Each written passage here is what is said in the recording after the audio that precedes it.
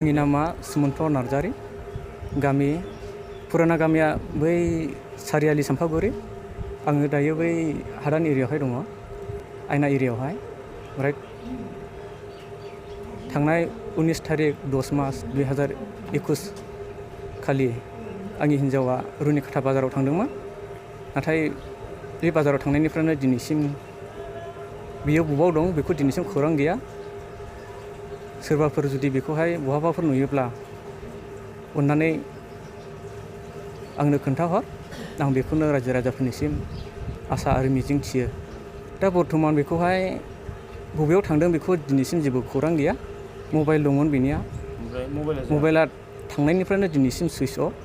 न'खराव जेबो दावराव दावसि गैया। बियो बाजारावहाय बिदिनो मैगं फाननो होननानै ओंखारलांदोंमोन। मैगं बिदिनो न'आवहाय खुबैनाय माबाखौ मैगंखौहाय लाना थांदोंमोन आरो बाजारावहाय। बेखौ लांखारदोंखौथ' आं इसेबां माने सन्देह गैया। जानो हागौ सोरनिबाफोर बिदिनो मदद होनायावहाय, सोरबाफोर बुरखायनायावहाय बियो बबेबा खना खनाफ्रावहाय बिदिनो खामानि मावनो बेफोरबायदि ओंखारलांदों जानो हागौ। आं बेखौ सन्देह खालामनाय दं आरो बिनि सायावहाय। सिगाङावबो बेफोरबायदिनो जाखांबाय थांनाय फेब्रुवारि मासावहाय। बेखौहाय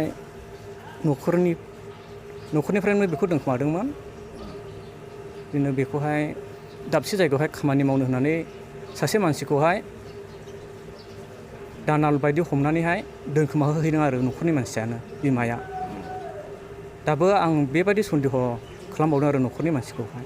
बेफोरबायदि दोनखोमाहैबावदों नामा होननानै बेखौ सानदों आं। सिगांहाय बै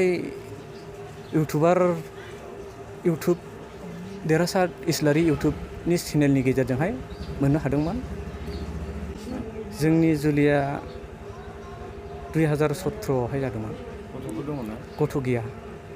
दा गावनि न'खर संसार जानायावथ' जेबो दावराव दावसि गैया। बिराद मोजां न'खर सालायबोनानै जाबाय थादोंमोन।